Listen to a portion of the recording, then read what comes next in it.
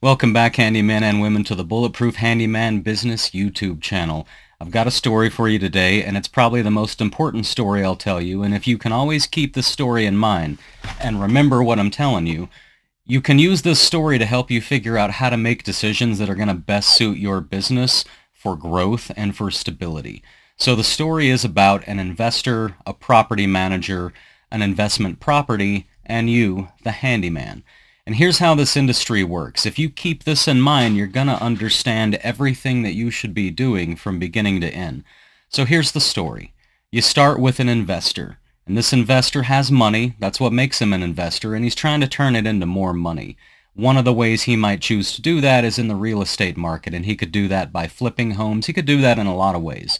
But what he's decided to do is he's going to purchase houses on debt. He's going to take out loans, purchase houses, and he's going to rent them out so that the rental money, first and foremost, starts creating value in this home, at first by equity and later on down the line, because the rental money is going to pay the mortgage for the home, and someday that'll be paid off and he'll own this home without ever having paid anything for it.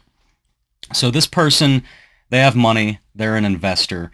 The money's not the issue. What's the issue for them? It's time. Their time is very limited because they have to spend their time wisely and make sure that every minute in their day is going towards something that's going to bring a return on their investment. So they've purchased a rental home. Now, they're not a handyman. In fact, not only are they not a handyman, but it would be an absolute waste of their time, being an investor, to spend any amount of time at all cleaning this rental home, maintaining this rental home, looking for tenants. That's all piddly stuff that other people can do. That's how they feel about it.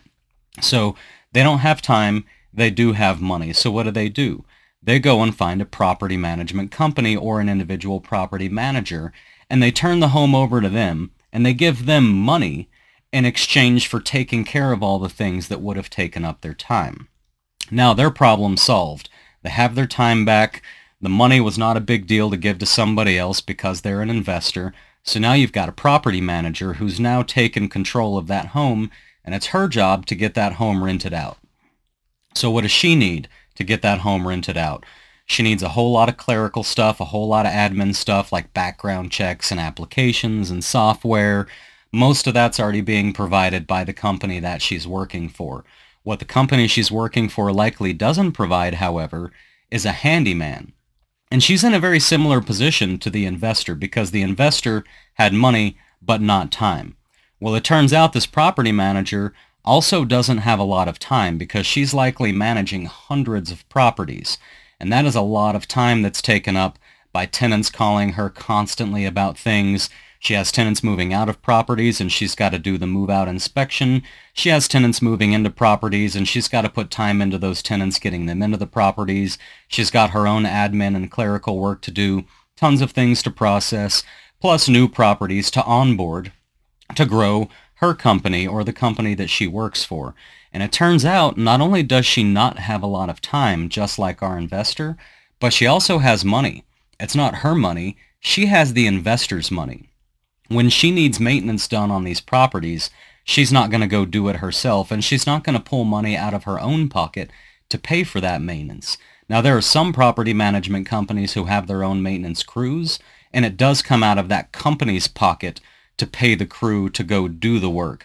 Very rarely. That is not a common situation. Typically, the property management company, and this does vary state by state, but if they have their own crew, they're still charging the homeowner for that maintenance. And honestly, that system eventually becomes a mess, and it's counterproductive because you can't be providing the maintenance for the same property that you're getting money for scheduling maintenance for, because what ends up happening is those guys end up either charging too much for the maintenance, which in many states is just illegal, or the other thing that happens is they just spend way too much money on their maintenance crew because maintainers, very hard to come by good ones that you can afford. So the end of the story typically ends up being, for the property manager, the end of her story with maintenance is that she's going to find herself a good handyman that she can send that work to. So now you've got a property manager, same position as the investor. She doesn't have time. She does have money. She has the investor's money. And what she needs, this is where you come in. If you understand what she needs, then you understand that what it is that she needs is a handyman. Not just any handyman, but she needs a handyman who is reliable. She needs a handyman who knows what he's doing. She needs a handyman that isn't going to do a bunch of shortcuts and a bunch of hacks, because he also, if he knows how to do the work right, he also knows how to do the work more quickly, but wrong. So she needs a handyman who can handle all of her maintenance. If she doesn't have that, if he's missing any of the qualities that a handyman needs, she's going to have to end up putting her time, of which she doesn't have very much, her time is going to have to go into maintenance. So let's say, for example, you're not very experienced and you just don't know how to fix stuff. Well, she can't have a handyman that can only do half of the jobs, especially if she can't predict ahead of time which jobs he can and can't do.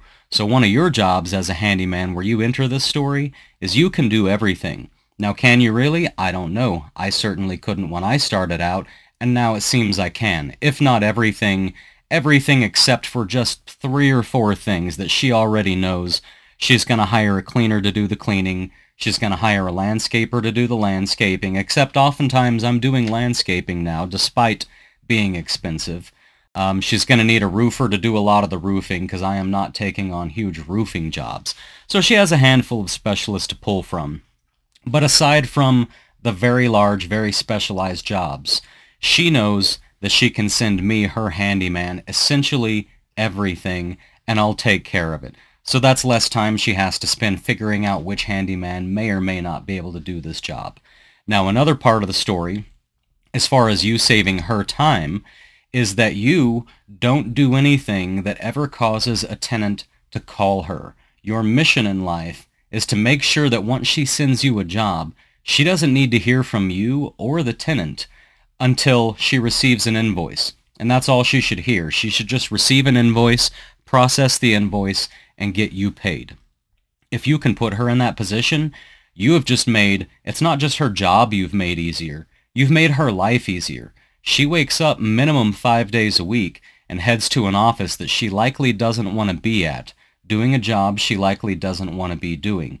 And when you can just take half of her work off the table and you say, you know what, send it to me, I'll take care of you, you go focus on what you need to focus on. You've made her life easier, not just her job, because most of her waking life is spent at this office doing this job. And it turns out she's not spending her money, she's spending the property owner's money.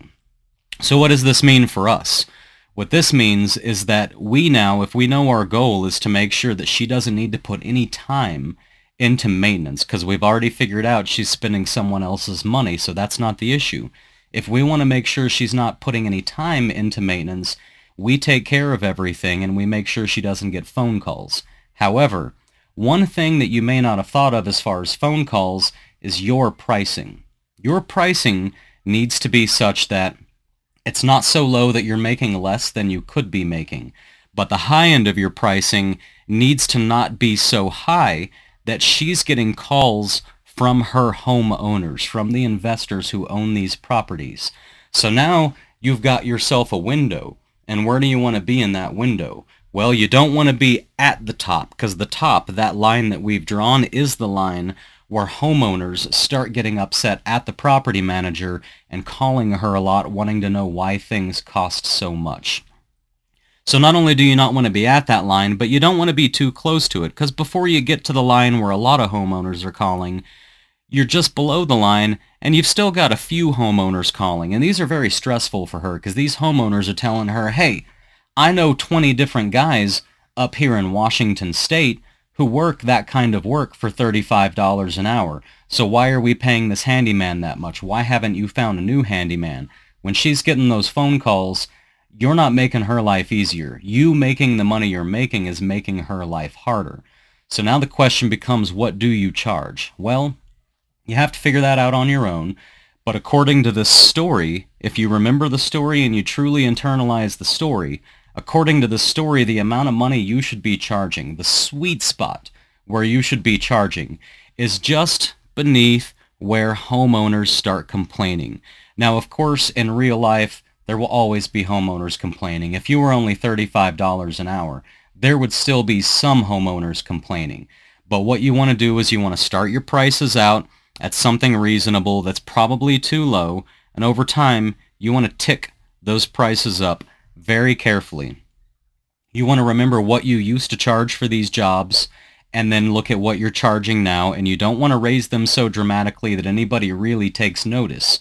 You just want to tick them up little by little over time, and eventually you're going to hit a place where you start hearing from your property manager that the homeowner is on a budget and he's not sure he can spend that much, and is there any way to get the price down. Now, it's okay to hear that every now and then. In fact, you're not charging enough if you never hear that. But it should be a rare occasion. It should be rare enough that when you do get that phone call, things have been running so smoothly that you can say, hey, just for this one homeowner, I tell you what, I can knock $75 off this, but that's the best I can do. And if that works, we'll go ahead and move forward with the job. But when you hear that, you take the mental note and say, okay, my prices may be approaching where the homeowners are starting to get very uncomfortable with my pricing because they're now calling the property manager. So you may not lower them down. You might keep them there. But if you get another one of those calls and another one, now you know you need to drop your pricing just a little bit. But this is the story, guys. Your homeowner, he has money, but he doesn't have time. Your property manager, she has the homeowner's money, but she also doesn't have time. Your job is to make sure that you take care of everybody in such a way that nobody thinks about maintenance. Maintenance should not be an issue on their plate that they're brainstorming during the day. How can we do this better? How can we do this cheaper? What should be on their plate is how do we acquire more properties? What else can we do for our tenants that are going to make them more likely to stay in the property? And by the way, you're part of that solution. If you make the tenant very happy, and you're not serving the tenant, don't get me wrong, but if the property manager speaks with the tenant or the tenant calls the property manager, if the conversation goes something like, man, that handyman was so good. The same day I submitted my request, like 4 hours later, I got a phone call. He just let me know that he got the work order and that he'd be scheduling soon. And then he called me that evening and he scheduled me for a time that worked for me. He showed up clean. He showed up on time. He showed up professional. He had all the tools and all the materials already. He didn't even need to go to Home Depot.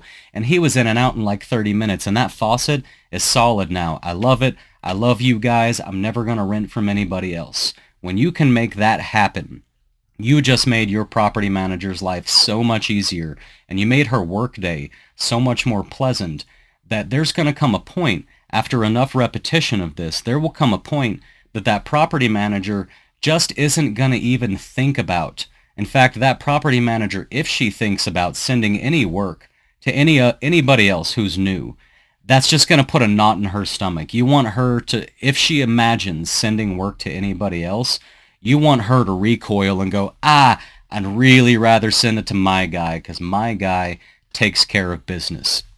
So my videos are usually a little longer. This one doesn't really need to be longer. I do want to encourage y'all to go in the description and go to Twitter, because what we're going to be doing there, a few of us are already starting to do this through the live streams and stuff, is we're building a community.